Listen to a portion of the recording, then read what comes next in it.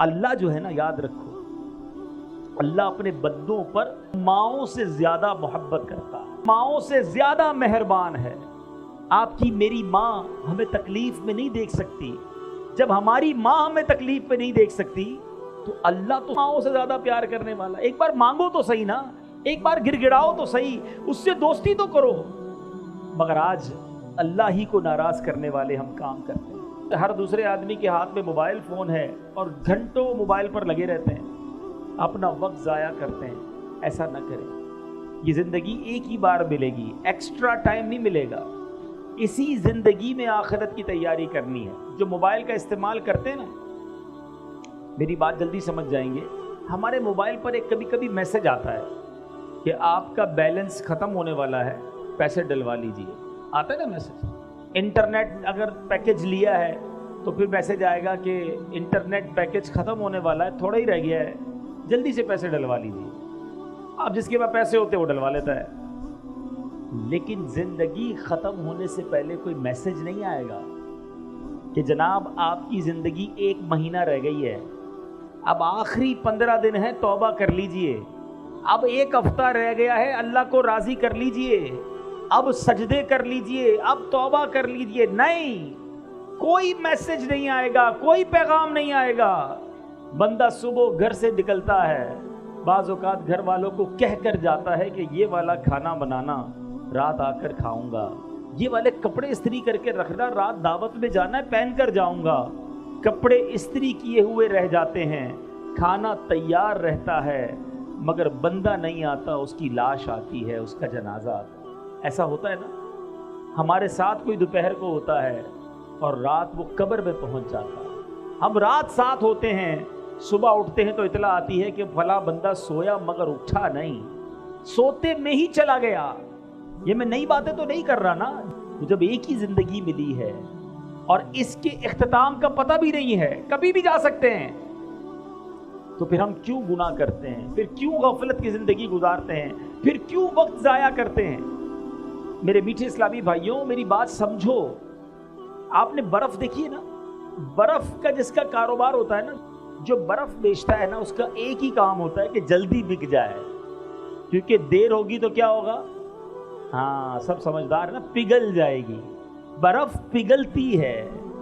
آپ سمجھیے جو زندگی ہے نا ہماری، یہ ہم سب کو ایک ایک برف کی لادی، برف کا بلاک کہہ لیں، برف کا ایک پیس آپ کو میرے ہاتھ میں دے دیا گیا ہے۔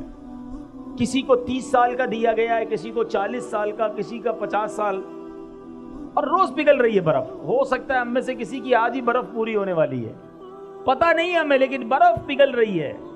بالکل زندگی اسی طرح پگھل رہی ہے۔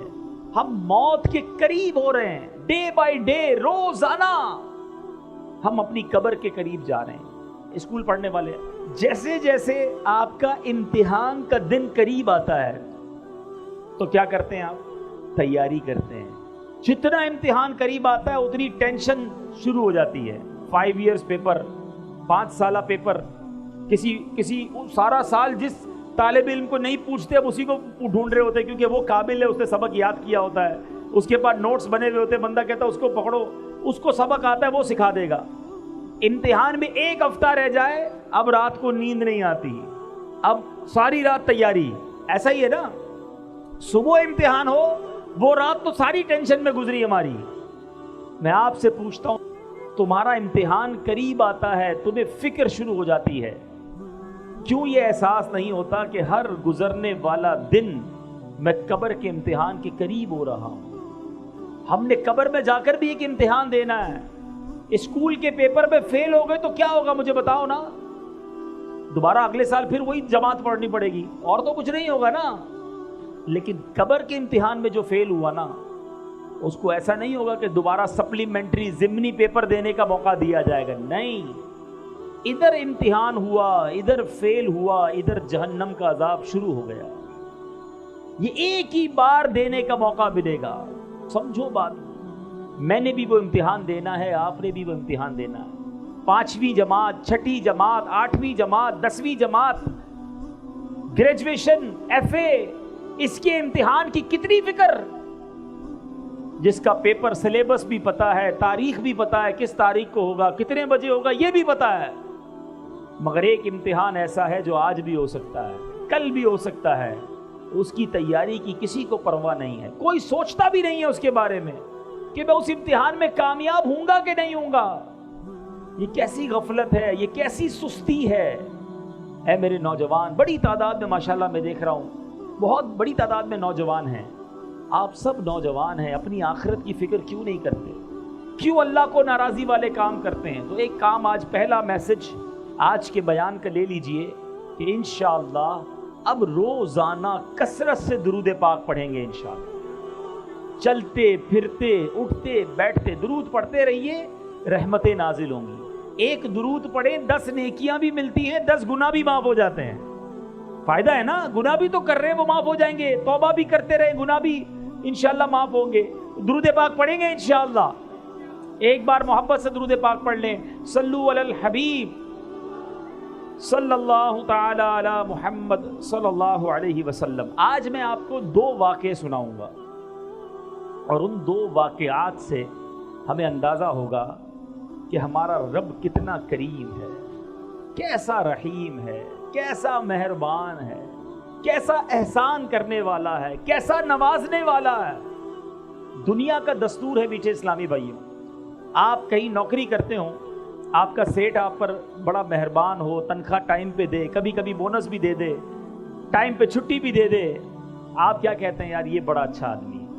وہ ناراض نہیں ہونا چاہیے، اس کو میری بات بری نہیں لگنی چاہیے۔ کوئی آپ کو قرضہ دے دے، نوکری دلا دے، مہربانی کر دے، آپ کہتے ہیں یار اس نے تو مصیبت میں کام آیا تھا، اس کو تکلیف نہیں ہونی چاہیے، یہ ناراض نہیں ہونا چاہیے۔ مگر جس رب نے ہم پر اتنی مہربانیاں کی ہوں، جس کی صبح و شام نعمتوں میں اور آپ جی رہے ہوں، اس کی ناراضگی کا خیال نہیں آتا کہ وہ ناراض نہ ہو جائے، وہ ہم پر غضبناک نہ ہو جائے، جس نے اتنی مہربانیاں کی ہوں۔ 2 واقعات ذرا سنیے۔ حضرت ذوالنون مصری رحمت اللہ تعالی علیہ، یہ بہت بڑے اللہ کے ولی گزرے ہیں۔ ایک بار دریائے نیل کے ساحل پر آپ گئے، آپ نے اپنی سوچ میں مگن تھے کہ آپ نے اچانک دیکھا کہ ایک بچھو جو ہے بڑی تیزی کے ساتھ دریا کی طرف جا رہا ہے۔ آپ نے سوچا یہ بچھو دریا میں کیا کرنے جا رہا ہے؟ آپ بھی کنارے پیچھے چلنے لگے، کنارے پر پہنچے، وہاں دیکھا کہ دریا کے کنارے سے ایک مینڈک باہر نکلا، اور وہ بچھو اس مینڈک کے اوپر بیٹھ گیا، اور وہ مینڈک اس کو لے کے چلنے لگا۔ آپ حیران ہوئے کہ یہ کیا راز ہے کہ بچھو کو دریا پار کرانے کے لیے مینڈک کا انتظام۔ آپ بھی ساتھ ساتھ چلنے لگے کہ دیکھوں یہ کوئی راز ہے اللہ کا۔ دریا کنارے پہ مینڈک کے پہنچا، بچھو اتر گیا، اتر کر بچھو پھر جانے لگا۔ آپ بھی ساتھ ساتھ چلنے لگے۔ اب وہاں دیکھا کہ ایک درخت کے پاس جا کر وہ بچھو کھڑا ہو گیا۔ اس درخت کے نیچے ایک بندہ مدہوش، شراب کے نشے میں دھت پڑا ہوا ہے، بے ہوش، اور اس بے ہوش آدمی کو مارنے کے لیے ایک بڑا سانپ اپنا پھن پھیلائے تیار ہے کہ اب اس نے اس بے ہوش آدمی کو مار دینا ہے۔ اس بندے کو پتہ بھی نہیں وہ بے ہوش ہے۔ اتنے میں بچھو آیا اور اس نے تیزی کے ساتھ سانپ کو ڈنک مارا، سانپ اس ڈنک سے مر گیا، بچھو واپس چلا گیا۔ بندہ بے ہوش ہے، سانپ مارنے کے لیے آ گیا ہے، لیکن اللہ کا سسٹم، نظام دیکھو کہ بچھو کو مینڈک نے دریا پار کرایا، آ کر سانپ کو مارا، واپس چلا گیا۔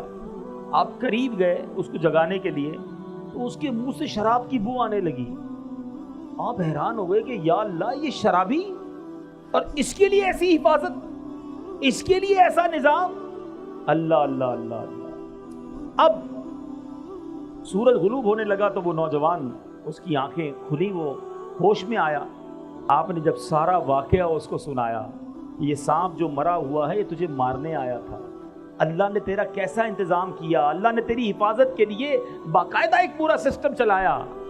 اللہ اکبر، اللہ اکبر۔ وہ شخص مٹی اٹھا کر اپنے ماتھے پر ملنے لگا کہ میں اتنا گناہگار، اتنا خطا کار، رب کی اتنی نافرمانی کرنے والا، مگر وہ ذات گناہگاروں کو اتنا نوازتی ہے تو جو نیکیاں کرتا ہوگا اللہ اسے کتنا نوازے گا۔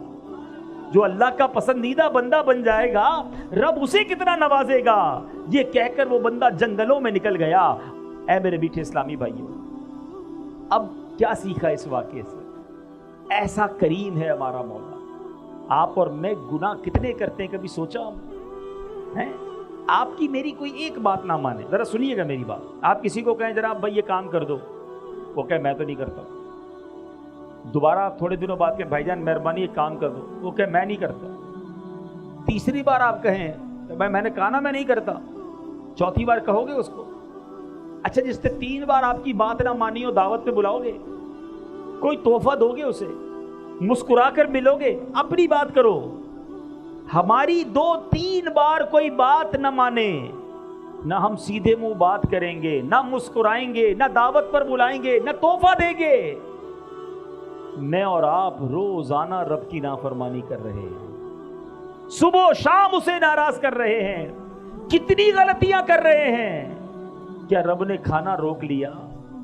رب نے پانی روک لیا؟ رب نے سانسیں روک لی؟ رب نے پیر واپس لے لیے؟ اسی نے دیے تھے نا، ہاتھ لے لیتا، آنکھیں لے لیتا، زبان لے لیتا۔ وہ کیسا کریم ہے، ہم خطائیں کر رہے ہیں وہ عطائیں کر رہا ہے، ہم اسے ناراض کر رہے ہیں وہ پھر بھی نواز رہا ہے۔ ایسے رب کی نافرمانی کی جانی چاہیے؟ ایسے رب کو ناراض کرنا چاہیے؟ تم اپنے سیٹھ کو ناراض نہیں کرتے، اپنے مالک کو ناراض نہیں کرتے، اپنے دوست کو ناراض نہیں کرتے، جو میرا خالق میرا مالک ہمیں نوازنے والا اسے ناراض کرتے ہیں اور صبح و شام ناراض کرتے ہیں۔ سوچئے جب ناراض کرنے والوں پر وہ اتنا مہربان ہے تو جو راضی کرے گا اسے کتنا نوازے گا، اسے کیسا نوازے گا۔ ایک بار دوسرا واقعہ، اللہ کی شان کریمی دیکھو کہ ایک بار حضرت موسیٰ علیہ نبینا علیہ الصلوۃ والسلام کا دور تھا، بارش نہیں ہو رہی، قحط، سارے شہر میں کھانے کو دانے دانے کو لوگ ترس رہے تھے۔ حضرت موسیٰ علیہ الصلوۃ والسلام نے اللہ کی بارگاہ میں دعا کرنے کا ایک نظام بنایا اور لوگوں سے کہا کہ چلو جا کر کسی میدان میں جا کر دعا کرتے ہیں۔ چھوٹے چھوٹے بچوں کو بھی لیا، جانوروں کو بھی لیا، بوڑھے اور بیمار سب کو لیا، تاکہ اللہ کی رحمت جو ہے جوش میں آئے اور یہ پیاسے گلے دیکھ کر، پیاسی زبانیں دیکھ کر بارش ہو جائے۔ بندے بن گئے 70,000، پورا میدان بھر گیا، 70,000 لوگ۔ حضرت موسیٰ نے دعا کرنا شروع کی۔ حضرت موسیٰ اللہ کے نبی کلیم اللہ، آسمان پر کوئی بادل نہیں آیا، دعا کرتے رہے کرتے رہے کرتے رہے، پھر اللہ سے عرض کی مولا تیرے بندے ہم سب تیرے دربار میں دعا گو ہیں، ہمارے ساتھ بوڑھے بھی ہیں، بے زبان جانور بھی ہیں، بچے بھی ہیں، اے کریم کرم کر ہم پر بارش برسا دے۔ غیب سے ندا ہوئی، اے موسیٰ تمہارے درمیان ایک ایسا بندہ ہے جو 40 سال سے مسلسل میری نافرمانی کر رہا ہے، مجھے ناراض کر رہا ہے۔ اے موسیٰ جب تک وہ تمہارے درمیان ہے بارش نہیں ہونی، اس بندے کو نکالو اپنی اس محفل سے، اپنے اس اجتماع سے۔ حضرت موسیٰ نے کہا یا اللہ 70,000 لوگ ہیں، میری آواز سب تک کیسے پہنچے گی؟ ابھی تو پیچھے تک میری آواز اس لیے پہنچ رہی ہے کہ مائک لگا ہوا ہے، اگر مائک نہ ہوتا تو یہ پیچھے والے مجھے نہ سن سکتے تھے، ٹھیک ہے نا؟ لیکن 70,000 کہا اے اللہ میں آواز تو لگاؤں گا، آواز کیسے پہنچے گی؟ ارشاد ہوا اے موسیٰ آواز لگانا تمہارا کام ہے، آواز پہنچانا ہمارا کام ہے۔ حضرت موسیٰ کھڑے ہو گئے، آپ نے کہا آج ہمارے مجمع میں ایک ایسا بندہ بھی ہے جو 40 سال سے اللہ کو ناراض کر رہا ہے۔ اے وہ شخص جو 40 سال سے اللہ کے غضب کو دعوت دے رہا ہے، ہمارے مجمع سے نکل جا، تیرے گناہوں کی نحوست کی وجہ سے بارش نہیں ہو رہی ہے۔ اب وہ گناہگار بندہ بیٹھا تو تھا اس مجمع میں، بندے کو تو پتا ہوتا ہے نا اندر سے کہ میں کتنا برا ہوں۔ وہ سوچنے لگا کہ شاید یہ بات کسی اور سے ہو رہی ہو، اس مجمع میں کوئی اور بھی ہو۔ وہ دائیں دیکھتا بائیں دیکھتا، کوئی کھڑا نہ ہوا۔ اب اس نے سوچا اگر میں کھڑا ہو گیا تو سارے گاؤں کو پتہ چل جائے گا، 70,000 لوگوں کو پتہ چل جائے گا کہ میں 40 سال سے اللہ کو ناراض کر رہا ہوں۔ اس بندے نے کیا کیا؟ سر جھکایا اور اللہ سے عرض کی مولا میں مانتا ہوں میں نے تیرے بڑے گناہ کیے، تیری بڑی نافرمانیاں کی، مگر مالک آج بچا لے۔ اگر آج میں کھڑا ہو گیا 70,000 لوگوں کو پتہ چل جانا ہے کہ میں تیرا نافرمان بندہ ہوں، مالک آج میرے عیب چھپا لے، میں تجھ سے وعدہ کرتا ہوں کہ آج کے بعد تجھے ناراض نہیں کروں گا۔ اس بندے نے کیا کیا؟ صرف دل سے پکارا. اللہ وہ کریم ہے جو دل کی سنتا ہے. کوئی اپوائنٹمنٹ لینے کی ضرورت نہیں ہے, کوئی سیکرٹری کی ضرورت نہیں ہے کہ فلاں صاحب سے ملنا ہے تو پہلے سیکرٹری سے اپوائنٹمنٹ لو, پہلے ٹائم لو. نہیں, سر جھکایا اور اللہ کو پکارا, یہ ہے اپوائنٹمنٹ. کوئی بیچ میں واسطہ نہیں بندے اور رب کے. جتنی بات کرنی ہے کرو. اب اس نے کیا کیا؟ دل سے پکارا اللہ کو. بادل آئے اور بارش برسنا شروع ہو گئی. حضرت موسیٰ نے کہا یا اللہ, نکلا تو کوئی نہیں باہر, ہمارے اس مجمع سے تو کوئی باہر نہیں گیا, بارش کیسے ہو گئی؟ اللہ نے فرمایا اے موسیٰ, جس کی وجہ سے بارش رکی ہوئی تھی اسی کی وجہ سے بارش شروع ہو گئی ہے. اس بندے نے مجھ سے دوستی کر لی ہے, اے موسیٰ معافی مانگ لی ہے. اب حضرت موسیٰ کہتے ہیں یا اللہ, میں اس بندے سے ملنا چاہتا ہوں, اب تو بلا دے, کون ہے جس نے تجھ سے دوستی کر لی ہے؟ اللہ نے فرمایا اے موسیٰ, جس وقت وہ میرا نافرمان تھا میں نے اس وقت اس کے عیبوں پر پردہ ڈالا, اب تو میرا دوست ہو گیا, میں تجھے کیسے بتا دوں وہ کون ہے؟ کھڑا ہو جاتا تو پتہ چل جاتا نا. ٹھیک ہے توبہ کر لی بندے نے, مگر بندہ یہی تھا. اگر حضرت موسیٰ سے بھی ملاقات ہو جاتی تو پتہ چل جاتا. اللہ نے فرمایا اے موسیٰ, جب میری نافرمانی کرتا تھا, جب میں نے اس کے عیب چھپائے, تو اب میں اس کو کیسے آشکار کر دوں؟ اب تو میرا دوست بن گیا ہے. کیا سیکھا میرے میٹھے اسلامی بھائی؟ یہ ہے میرا مالک, یہ ہے اس کی رحمت, یہ ہے اس کی کرم نوازی. وہ برستا چاہتا ہے, اس کی رحمت برستا چاہتی ہے اپنے بندوں پر, مگر بندہ ہے جو اس کی بارگاہ میں سر نہیں جھکاتا, اس سے معافی نہیں مانگتا. ایک سچی پکار, ایک سچی معافی ہمارے سارے گناہوں کی معافی کا سبب بن سکتی ہے. مگر مسئلہ یہ ہے کہ بندہ سر ہی تو نہیں جھکاتا, معافی ہی تو نہیں مانگتا, دوستی ہی تو نہیں کرتا رب سے. آؤ میرے میٹھے اسلامی بھائی, اگر نمازیں قضا ہوئی ہیں, اگر معاذ اللہ نشے کی عادت ہو گئی ہے, جوا کی عادت پڑ گئی ہے, شراب کی عادت پڑ گئی ہے, ماں باپ کو ستایا ہے, کسی کا دل دکھایا ہے, کسی پر ظلم کیا ہے, آج معافی مانگو, سچی توبہ کر لو, وہ قریب ہے. توبہ کے لیے کوئی بہت بڑا اجتماع کرنا ضروری نہیں ہے, بس انسان کی آنکھوں میں آنسو ہو, دل میں ندامت ہو, اور اللہ سے کہے مالک مجھے معاف کر دے, اور وہ بڑا کریم ہے, وہ معاف فرما دیتا ہے. لیکن مسئلہ یہ ہے کہ معافی مانگتے نہیں. اچھا ایک بات سمجھنی ہے, اگر کسی کی نمازیں قضا ہیں, کسی نے روزے قضا کیے ہیں, کسی کے پیسے کھا لیے ہیں, تو توبہ سے یہ سب معاف نہیں ہو جائے گا کہ اب نمازیں پڑھنے کی ضرورت نہیں ہے. نماز نہ پڑھنے کا گناہ معاف ہوگا. روزہ نہیں رکھے تو روزے کا حساب کر کے روزے ادا کرنے پڑیں گے. کسی کا مال آپ کی طرف آتا ہے تو توبہ کرے تاکہ جو گناہ ملا وہ معاف ہو جائے, مگر پیسے واپس لوٹانے ہوں گے. یہ کچھ توبہ کے تقاضے ہیں. تو بہرحال میرے میٹھے اسلامی بھائیوں, آج میں یہی پیغام لے کر آیا ہوں, کاش ہم اپنے رب سے دوستی کر لیں. قبر میں کتنے کیڑے آئیں گے, سانپ آئیں گے, جناب جھوٹ بولنے والے کے گال چیرے جائیں گے, بڑی عذاب لکھے ہیں حدیثوں میں.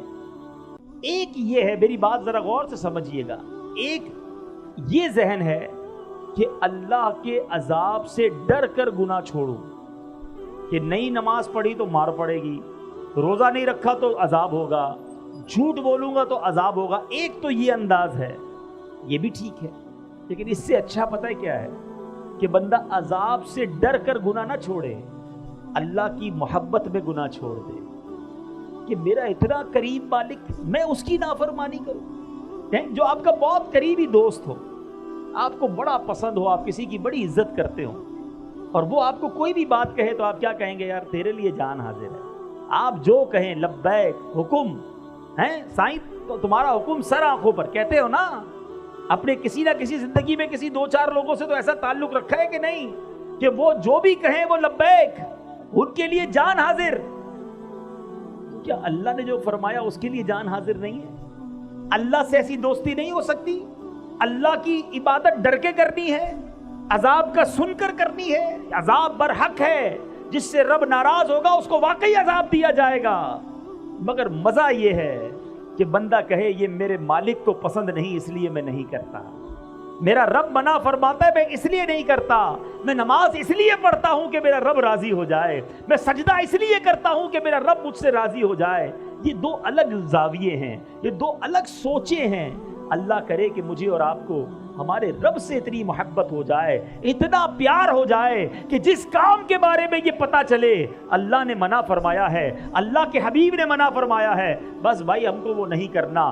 نیا کاروبار کرنا ہے فوراً عالم دین سے رابطہ کریں، جناب میں یہ کام کر رہا ہوں، یہ جائز ہے ناجائز ہے؟ علماء کہیں ناجائز ہے، سود حرام ہے، رشوت حرام ہے، جھوٹ بول کر کاروبار کرنا حرام ہے، ارے جناب دھوکہ دینا حرام ہے، بس حرام ہے، اللہ اور اس کے رسول نے منع کیا، میں نے نہیں کرنا کیونکہ میں اللہ سے محبت کرتا ہوں، اللہ کے حبیب سے محبت کرتا ہوں۔ اچھا کوئی کہے کہ جناب رشتہ کرنا ہے، بچے کی شادی کرنی ہے، اس میں ناچ گانا حرام ہے، شراب حرام ہے، جوا حرام ہے، ایسے کام کرنا شادی کے اندر جو بے پردگی والے گناہ والے حرام ہیں، ہم کہیں بس میرے رب نے منع کر دیا، میں نے ایسا کام نہیں کرنا۔ کیا ایسا نہیں ہو سکتا؟ کیا بار بار عذاب سے ڈرایا جائے پھر ہی گناہ چھوڑیں گے؟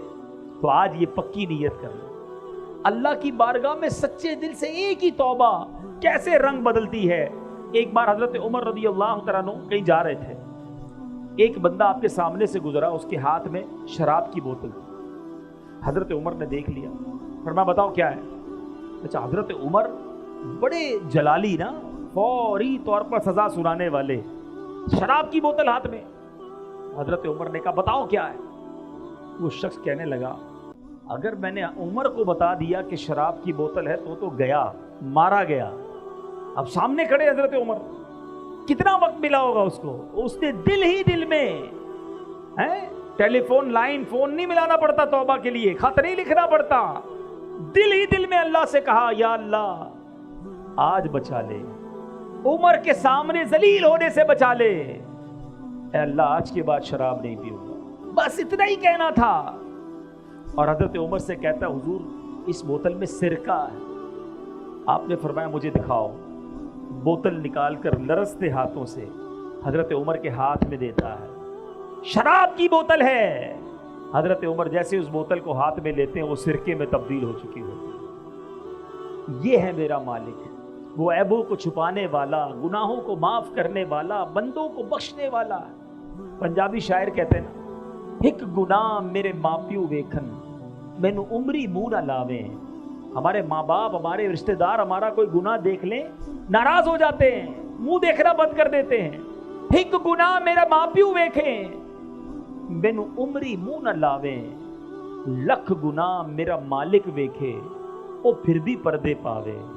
اللہ کو کتنے گناہ پتا ہے، ہمارے سب پتا ہے، جو کیا وہ پتا ہے، مگر ہماری عزتیں بھی باقی ہیں، لوگ ہمیں نیک بھی سمجھ رہے ہیں، ہماری واہ واہ بھی ہو رہی ہے، مگر وہ مالک جانتا ہے کہ کب کب کہاں کہاں کیسے کیسے ہم نے اسے ناراض کرنے والے کام کیے۔ ایسے کریم کو ناراض نہیں کرنا چاہیے، ایسے کریم کی نافرمانی نہیں ہونی چاہیے۔ آؤ میرے میٹھے اسلامی بھائیوں، آج یہ پکی سچی نیت کر لیں، یہی کام ہو گیا تو اجتماع وصول ہے کہ آج میں اور آپ یہ سچی نیت کر لیں کہ آج کے بعد ہماری کوئی نماز قضا نہیں ہوگی۔ ایسے نہیں میرے میٹھے اسلامی بھائیوں، ایسا نعرہ لگاؤ کہ شیطان ادھر سے دور بھاگ جائے، آج کے بعد ہماری کوئی نماز قضا نہیں ہوگی۔ آپ کو پتا ہے نماز کا ثواب کیا ہے؟ نماز دین کا ستون ہے۔ گھر میں پلر ہوتے ہیں نا، پلر دیکھیں آپ نے، عماد الدین کہا گیا۔ اگر پلر نکال دیں، ستون نکال دیں تو عمارت کھڑی رہے گی؟ نیچے آ جائے گی نا، گر جائے گی نا۔ اسلام دین کی عمارت وہ نماز پر ہے۔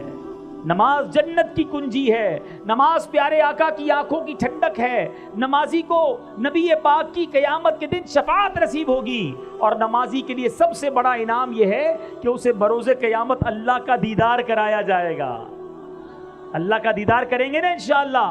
تو اب نیت کر لیں آج کے بعد کوئی نماز قضا نہیں ہوگی، فلمیں ڈرامے نہیں دیکھیں گے، گانے باجے نہیں سنیں گے، حرام روزی کے قریب بھی نہیں جائیں گے۔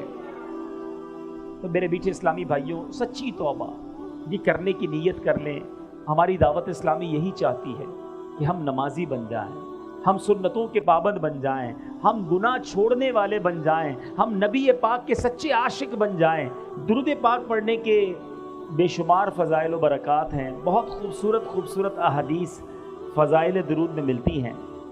اللہ کے حبیب صلی اللہ تعالیٰ علیہ وسلم فرماتے ہیں من صلی علیہ صلاۃ واحدۃ صلی اللہ علیہ عشرہ، میرے آقا فرماتے ہیں جس نے مجھ پر ایک بار درود پاک پڑھا اللہ تعالیٰ اس پر 10 رحمتیں نازل فرماتا ہے۔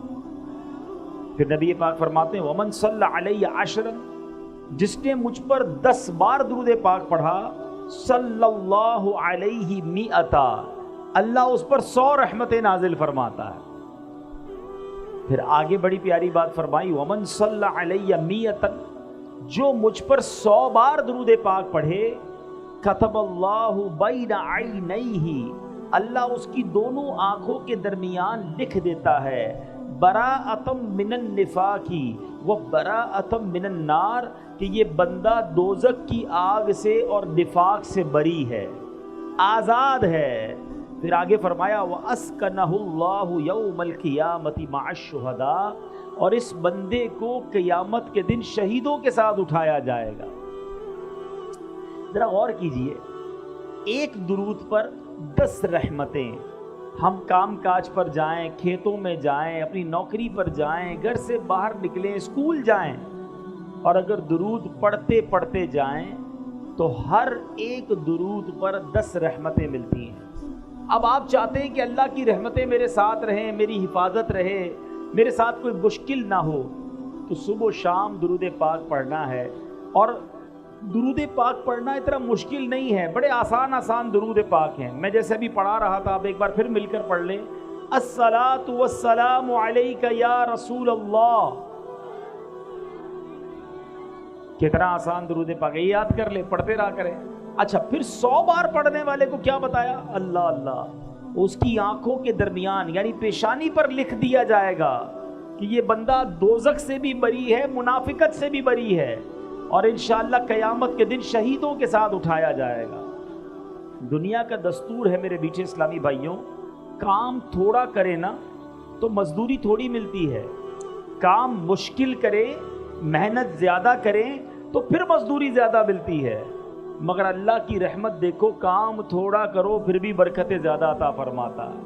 100 بار درود پاک میں کتنی دیر لگتی ہے؟ تسبیح ہاتھ میں لیں، آدھے گھنٹے میں آپ کے 100 درود پاک پورے ہو جائیں گے، شاید آدھے گھنٹے سے بھی پہلے پورے ہو جائیں گے۔ اللہ تعالیٰ عمل کرنے کی توفیق عطا فرمائے۔ صلو علی الحبیب صلی اللہ تعالی علی محمد صلی اللہ علیہ وسلم۔